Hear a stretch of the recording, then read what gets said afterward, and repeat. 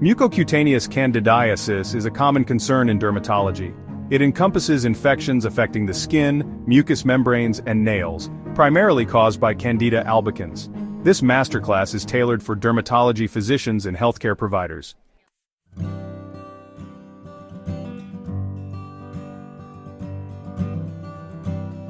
This guide explores mucocutaneous candidiasis, its definition, and clinical presentations. Accurate diagnosis is essential for targeted therapy. We'll discuss treatment strategies including special considerations for immunocompromised patients.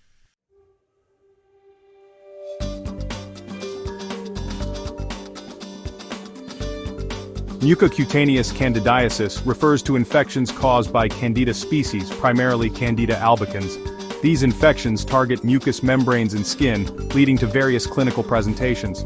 Understanding this distinction is crucial for effective diagnosis and treatment.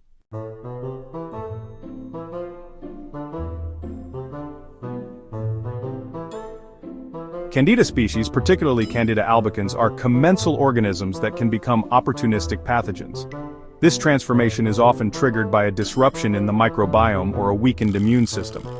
Recognizing these factors helps in identifying at-risk individuals and developing targeted treatment strategies.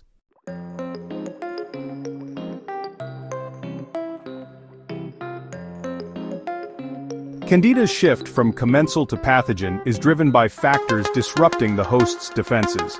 Immunosuppression and endocrine disorders like diabetes increase the risk of Candida overgrowth.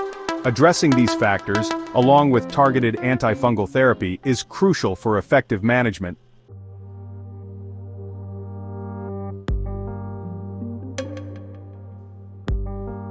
Mucocutaneous candidiasis poses a significant global health challenge, particularly in resource-limited settings.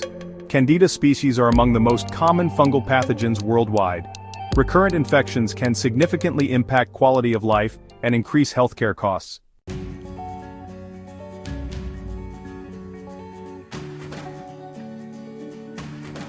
While Candida albicans is predominant, non-albicans Candida species, NAC, are emerging as significant pathogens.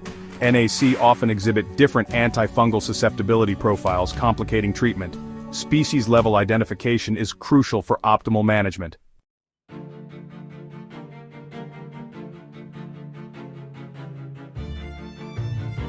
Identifying individuals most susceptible to mucocutaneous candidiasis is crucial for preventive measures.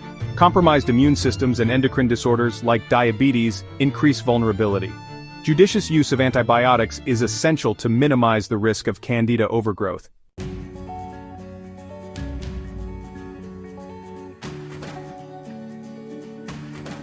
Oropharyngeal candidiasis, or thrush, is characterized by white, creamy plaques on mucosal surfaces. These plaques can be easily scraped off, revealing a reddened base. Recognizing these signs is crucial for prompt diagnosis and management.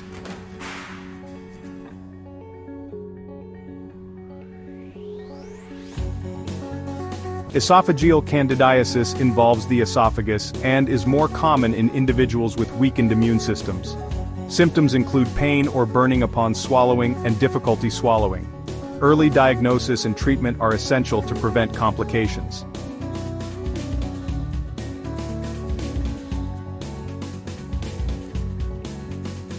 Vulvovaginal candidiasis, or yeast infection, affects the vulva and vagina, causing intense itching and discharge. Pain during urination and sexual intercourse can also occur. Identifying the specific Candida species is important for effective treatment.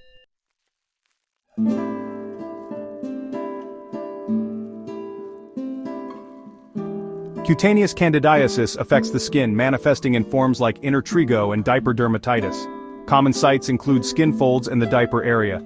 Accurate diagnosis and management are essential for relief.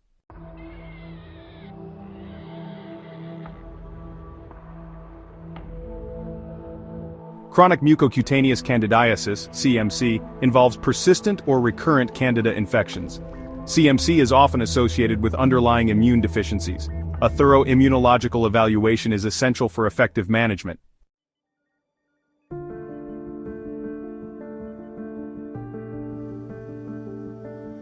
In dermatology, visual cues are key. A thorough clinical examination is essential for diagnosing mucocutaneous candidiasis.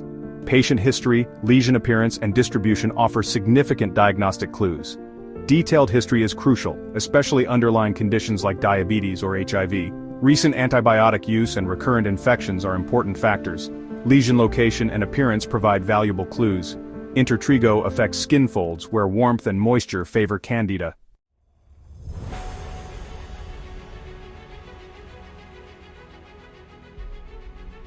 While a thorough clinical examination provides valuable clues and often guides the initial diagnostic approach, laboratory investigations are essential for confirming the presence of Candida infection and identifying the specific species involved.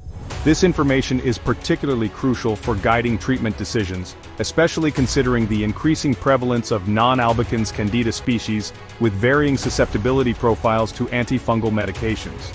One of the simplest and most readily available diagnostic tests is the potassium hydroxide (KOH) preparation.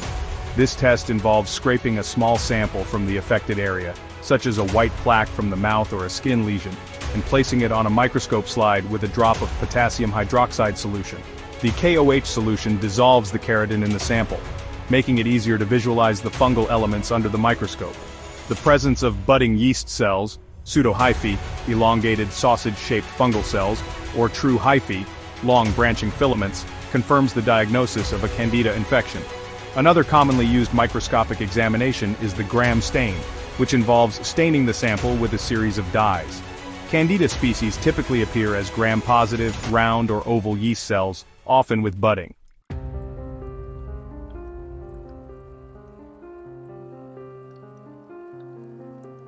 Special considerations are needed for recurrent or persistent infections, atypical presentations, or immunocompromised individuals. A nuanced approach helps manage these complexities. Identifying specific Candida species is crucial in recurrent cases. Culture and susceptibility testing guide effective treatment. Chronic mucocutaneous candidiasis often indicates immune deficiency. Immunological evaluation is crucial in these cases.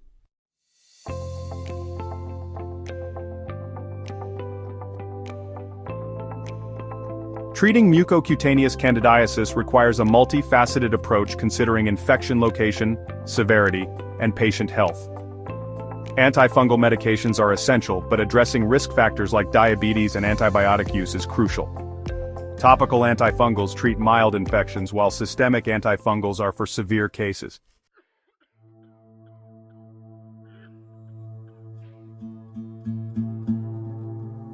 Oropharyngeal candidiasis, or thrush, responds well to antifungal treatment. Treatment depends on symptom severity, age, and underlying conditions. Topical antifungals are first line for mild cases. Systemic antifungals are for severe infections. Clotrimazole lozenges are popular for treatment.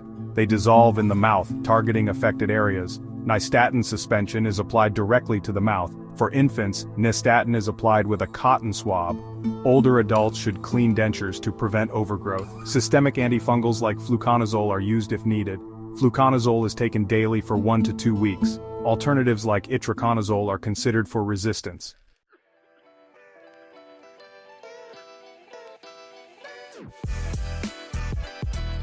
Unlike oropharyngeal candidiasis, which often responds to topical treatments, esophageal candidiasis involving the esophagus typically requires systemic antifungal therapy.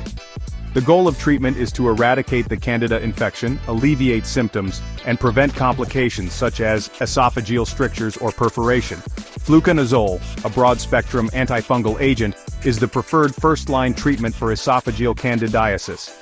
It is available in tablet or oral suspension form and is typically administered at higher doses for esophageal candidiasis compared to oropharyngeal candidiasis. The usual treatment duration is 2 to 3 weeks, but longer courses might be necessary in severe or complicated cases. For patients who are unable to tolerate oral medications or who have difficulty swallowing, intravenous formulations of fluconazole or other antifungal agents such as caspofungin or micafungin might be administered. These medications are typically given in a hospital setting to monitor for potential side effects.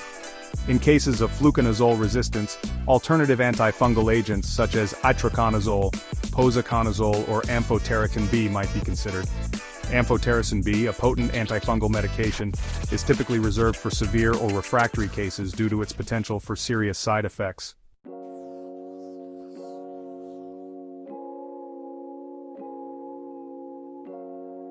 Vulvovaginal candidiasis, commonly known as a yeast infection, is a frequent concern for women, causing significant discomfort and impacting quality of life.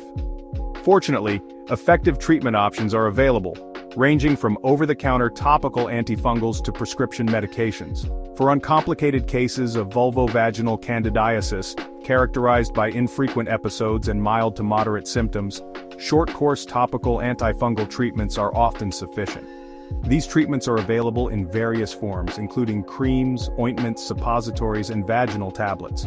Commonly used topical antifungals include clotrimazole, miconazole, and tioconazole. These treatments are typically used for 1 to 7 days, depending on the specific medication and the severity of symptoms. It's essential to complete the full course of treatment as prescribed, even if symptoms improve sooner, to ensure complete eradication of the Candida infection and reduce the risk of recurrence. For women who experience recurrent vulvovaginal candidiasis, defined as 4 or more episodes per year, a more prolonged course of treatment might be necessary. This might involve a longer initial course of topical or oral antifungals, followed by a maintenance phase with weekly or monthly doses of an antifungal medication to prevent recurrences.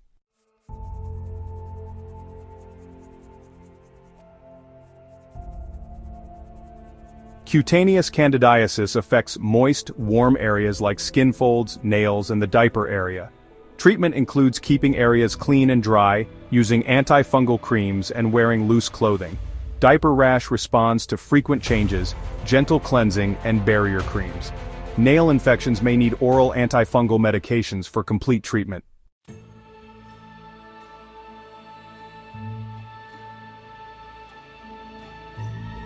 Chronic mucocutaneous candidiasis, CMC, characterized by persistent or frequently recurring Candida infections, often presents a significant management challenge due to its association with underlying immune deficiencies. Treatment approaches for CMC often involve a combination of long-term antifungal therapy and strategies to bolster the immune system.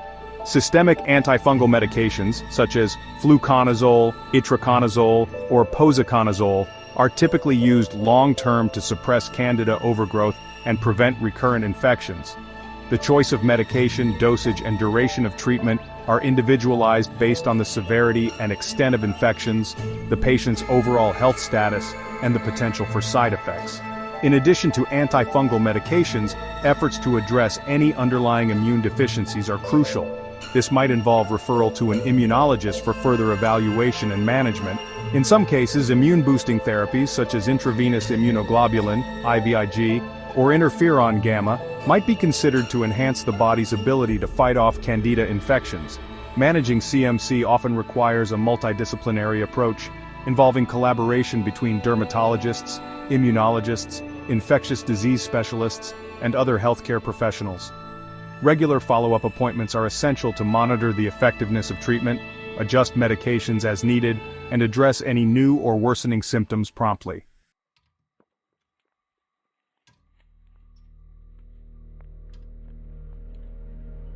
Mucocutaneous candidiasis presents unique challenges in immunocompromised patients.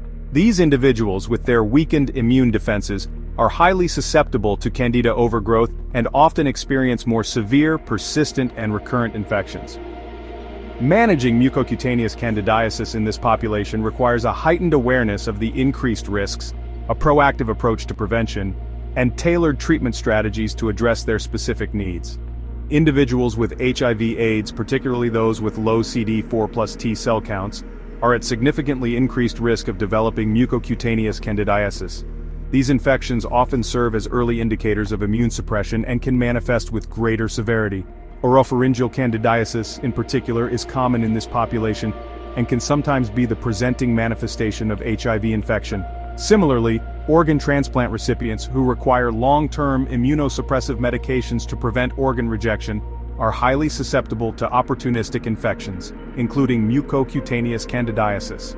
The delicate balance between suppressing the immune system to prevent organ rejection and maintaining sufficient immunity to fight off infections requires careful monitoring and individualized management strategies. Patients undergoing chemotherapy for cancer treatment also experience a period of profound immunosuppression, making them vulnerable to a wide range of infections, including mucocutaneous candidiasis. Chemotherapy can suppress the bone marrow's ability to produce white blood cells, essential components of the immune system, leading to neutropenia, a significant risk factor for Candida infections.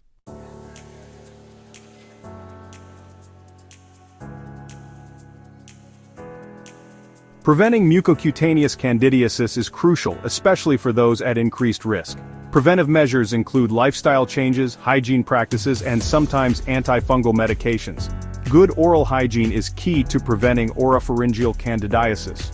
Brush twice daily with fluoride toothpaste and floss daily. Clean dentures thoroughly and soak them in antifungal cleanser. Keep skin folds clean and dry to prevent intertrigo. Apply antifungal powder or cream as needed. Wear loose-fitting clothing to reduce moisture and friction. For infants, frequent diaper changes and barrier creams help prevent dermatitis. If infection is suspected, use a topical antifungal cream.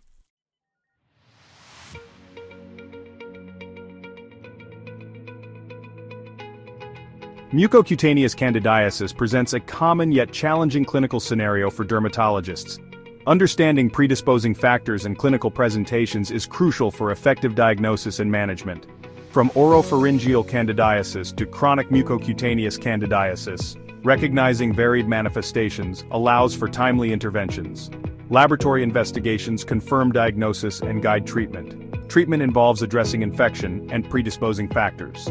Topical antifungals are for mild infections, systemic agents for severe cases. Long-term therapy and preventive measures are essential for chronic cases.